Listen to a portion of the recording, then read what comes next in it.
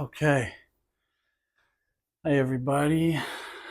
I wanted to start. I wanted to start this with a near-death experience that I had when I was younger. It was I want to say between 10th and 11th grade, the summer going into junior year, and I was with a friend and some of his family, and his mother was driving. I want to say we were down the Cape. We were down Cape Cod, Massachusetts, and we got it was late at night and raining. We got T-boned in a car accident, and um, I was in the believe I was in the way back. It was like a two had like two row seating. It was a van. Um, my buddy Tommy was in the front passenger. His mom was driving, and so everything turned into slow motion. I saw the car coming. Well, I saw headlights, and my buddy kind of braced for impact. And the next thing that I knew, that was the last thing that I saw. I heard yelling, and I saw slow motion headlights coming, and then everything went dark. I didn't feel any pain or but everything went dark, and I was overwhelmed with this feeling that's hard to describe. So there was a few feelings. I couldn't see anything. There was no light or any voice calling to me or anything that I've heard of. Um, but if you've ever been in like I don't want to say a jacuzzi because they're too warm, but like a pool or a body of water that was like the same the temperature of the water was the same temperature as the atmosphere, and it was also the same temperature as like your body, where I couldn't tell where like my skin stopped and like the water began. If you've ever been in a body of water like that, that's the best way I can describe it. That's what it physically felt like. And my sense of like this sense of well-being, when I was a little boy, I used to color at my great grandmother's kitchen table. And I remember being a little boy and just feeling like, you know, everything was okay in that moment. Like, I'm sitting there with my great grandmother and we're just coloring, Sesame Street or some sort of coloring book. And I had that feeling. So I just felt, this accident happens. I just tried my best to describe the physical feeling. And I just feel, loved, and it felt like my loved ones were surrounded around me, loving on me. Um, all my worries were gone. Um, I had been stressing about, we had football camp soon. So like, and I was, 16 going on 17 or something like that. So I had a lot of stress going on. But when this accident happened, all of a sudden it was all washed away. And I just felt it was the best feeling that I've ever experienced. And I've used all sorts of drugs. I've done things that, I've done things in sports that made me feel great, but this by far was the best feeling that I've ever experienced in my entire life. So I'm experiencing this, and all of us, and again, I can't see anything, but I feel a presence of people who love me. Um, I don't actually, there's no touch. I'm not touching anything, but, and then all of a sudden in the center of my being, I feel this horrible, like wrenching, twisting, and then all of a sudden aware. I'm awake. I'm awake, and I have this horrible pain in the center of my being, and I'm awake, and I open my eyes, and I realize that I'm on someone's front lawn, and it's raining, and there's a bunch of people over me, And, I don't, a lot of it's foggy. And then, I remember immediately being self-conscious and insecure that like all these people are looking at me and I don't know what's just happened. I don't know what I look like. I just remember all of a sudden all these stresses and worries immediately when I woke up came right back. And I kind of longed for the feeling that I had just experienced, but I was back. And um, I couldn't tell you if they gave me CPR.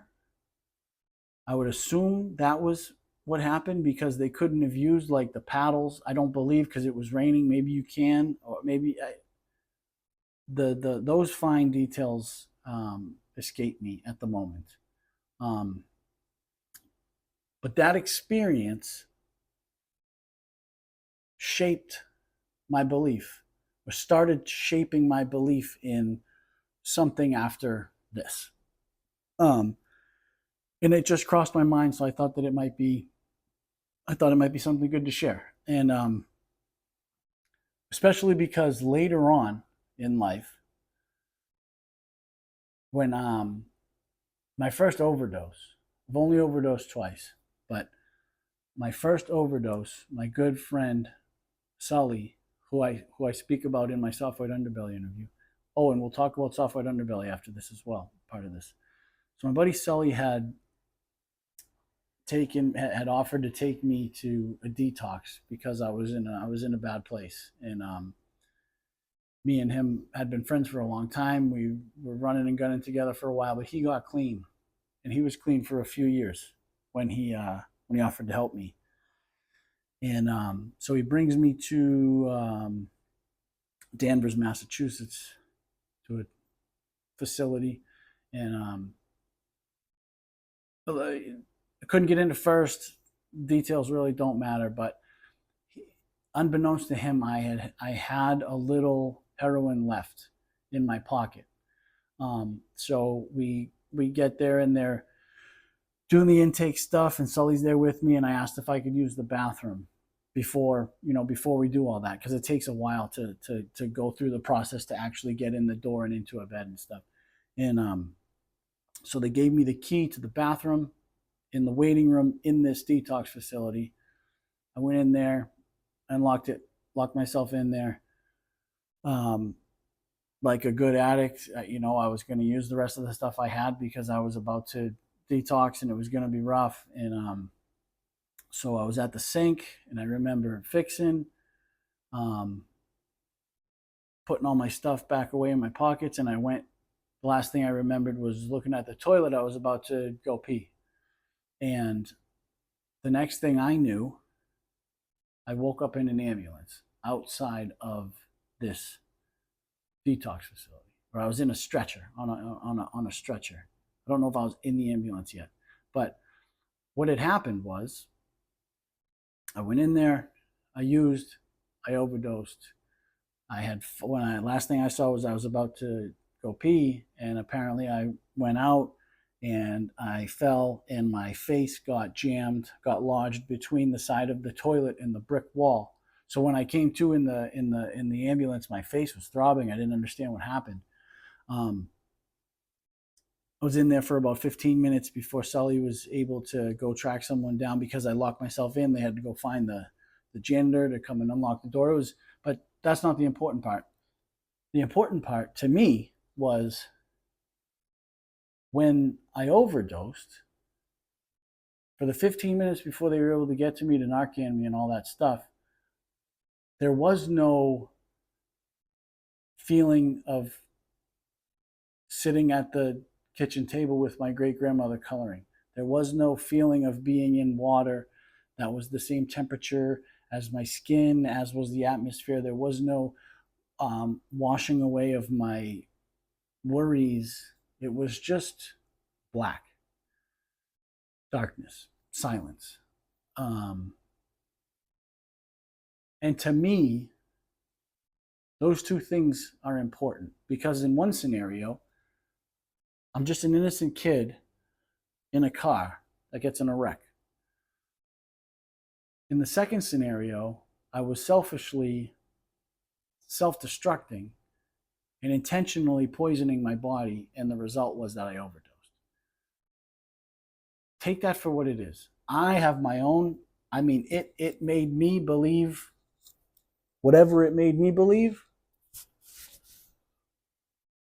I just felt it necessary to share those two experiences in contrast to each other, because I was gone in both, but in one, I went somewhere, and in the other, I didn't.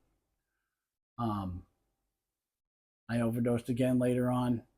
Same thing, nothing. Take that for what it is. I just thought that it was a little tidbit about myself that I actually was recently talking to a friend about a couple weeks ago, and so it kind of sparked my memory, and I thought maybe that's something that a near-death experiences are very interesting things, and that was mine. So I spoke about Sully, which made me think about Soft White Underbelly. Mark Laita runs Soft White Underbelly.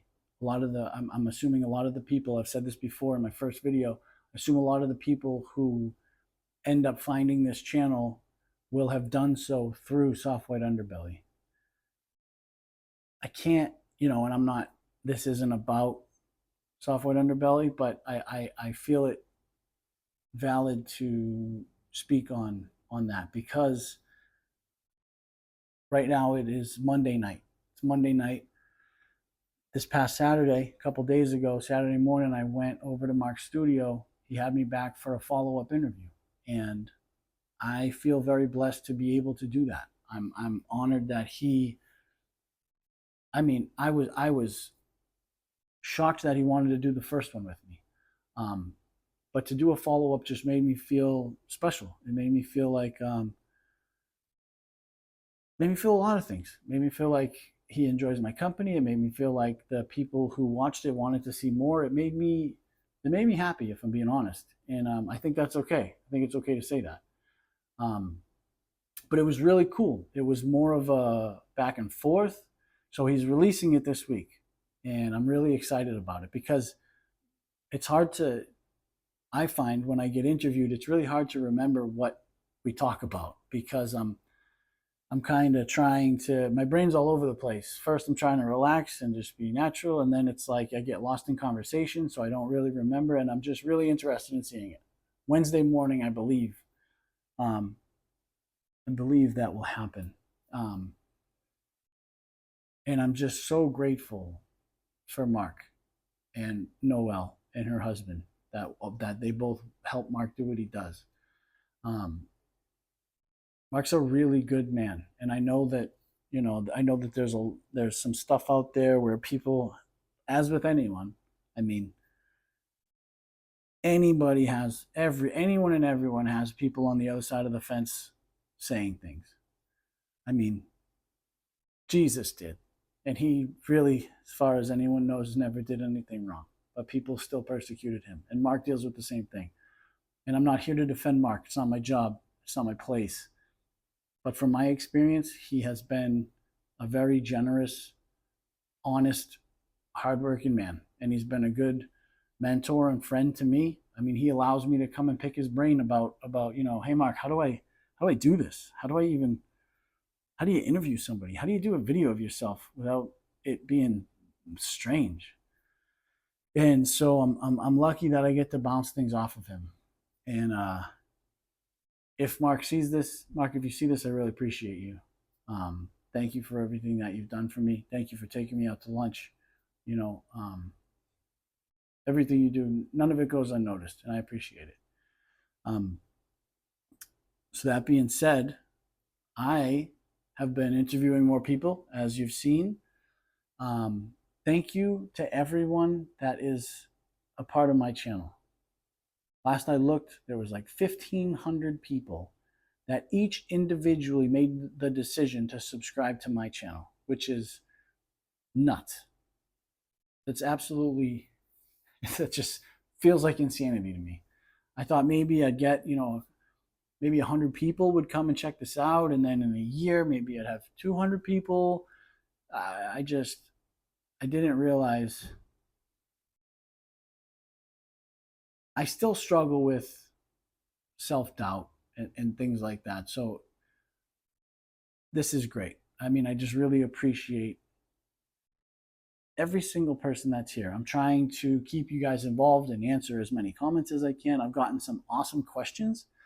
But to get back to it, I've been interviewing more people, and I like it, and I'm going to continue to do that. I met this young kid, Mitch, who I want to interview. I met this clinical psychologist who I would like to interview. But more of that to come. I have a good friend, Matt, who I plan on interviewing next. But he's really, he's got a busy life, and he's got a few kids, and one of his kids has special needs. So he's very, and he works full time as a journeyman in the union. So he's a very busy man. But I plan on interviewing him next. But I'm gonna do everything that I can to keep this rolling and to keep bringing you pieces of myself and share relationships that I have with people. And I'm going to start I'll interview some strangers, and I'll get to know them on camera with you. Just really, this has been a very humbling, exciting, confusing thing. And I just feel it's very important that I say thank you. Because I'm creating the space for you. And if the space doesn't come across properly, then there won't be any yous there to experience it. This space only works if other people join in and it becomes a community for others. I've gotten some emails from people, and I'm doing my best to keep up. And I hope it gets harder. I hope it gets harder to keep up. You guys have been so cool and amazing, and you guys say some of the nicest things. Good, bad, whatever you guys are saying, I appreciate it, because in order to say something, that means that you had to come and watch. And I'm just trying to open some minds and open some eyes and foster a sort of camaraderie here for both men, women. I always check that these videos are not for children, so I don't think this type of stuff is appropriate for children. But if that happens, so be it. I'll try to watch my mouth. And, it'll be tough.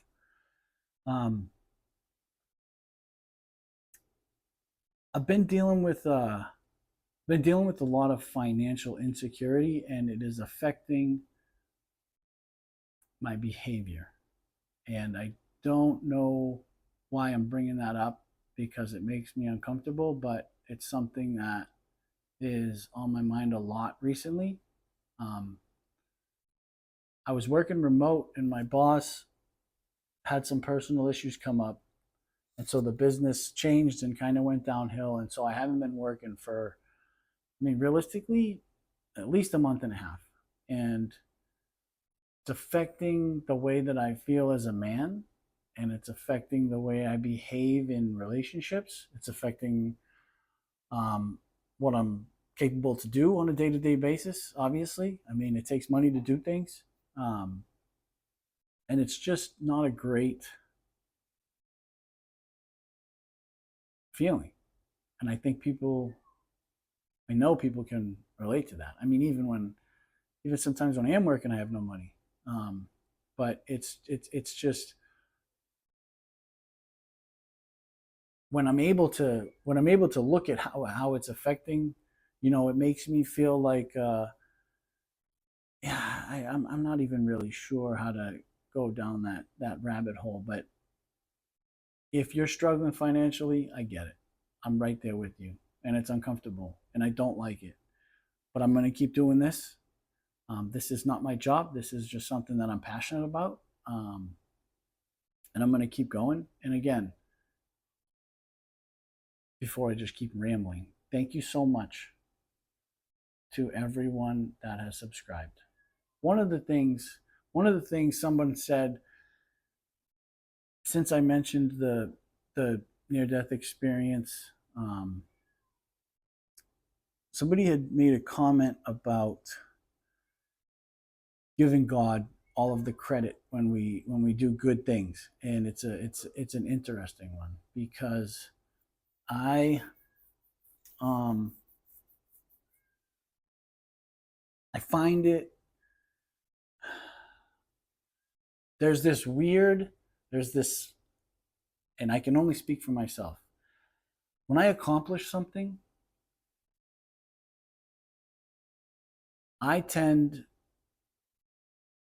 I tend to believe that I had help, whether it's someone had taught me something that allowed me to do it, whether God had channeled some wisdom or some courage into me to do something that I wouldn't normally have the courage to do. Um, and whether that is, I can't tell you if when I say, hey, I owe all of this to God, or I owe all of this to the program that I'm in, whatever it may be. I don't do that a lot, but you know, when I do, because I do it, when I do that,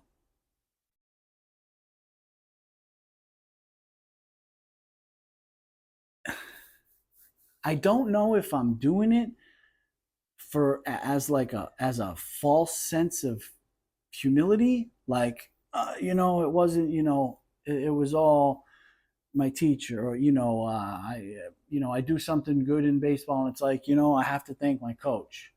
Um, I do something, and it's like I have to say, like, everything that I have is due to the program, and everything that I have is due to God's grace. And it's hard to tell when, like, I mean that, or because obviously I don't know how to just do things. Someone taught me how to do what I do. If I'm scared to do something and all of a sudden I find the courage, maybe I did just find the courage. I tend to believe that something helped me. Whether something helped me or not, I don't think is the main issue. The main issue is that it happened. That whatever I did. Whether it created some good, like, that's what matters. If I say that I want to thank my left sneaker for always supporting my left foot, I don't think that should take away from the good that has been done. It's just, let it be, you know? If someone says I owe everything to God, and they believe that God has given them the ability to do that, what's the harm? If someone else says, you know what, I did this all on my own. It was me. I got nobody to thank. My mom, my parents didn't raise me. I did it on my own. Fed myself. Been working since 4 years old. So be it. Like, hey, hats off to you. Do I believe you? Doesn't matter. What does it matter? Congratulations on what you accomplished. And if someone wants to give it all to Jesus, I don't see the harm in that. There's no harm in it. I'm just saying, when I do that, sometimes I question, am I giving props to someone else or to something else to seem humble, or do I mean it? Am I trying to just pass the buck so that when something bad happens, I don't have to take all that credit too? Something to think about. But now I'm just rambling. I appreciate anybody that's here. It's a little late. Again, it's Monday night. This was just an impromptu thing. Felt like I hadn't put something out on my own. I wanted to share my near-death experience with you guys. And thank you. I wanted to thank everybody. Please keep coming back. This has been awesome. And I appreciate everyone that's here. Thank you so much. I'll see you guys soon.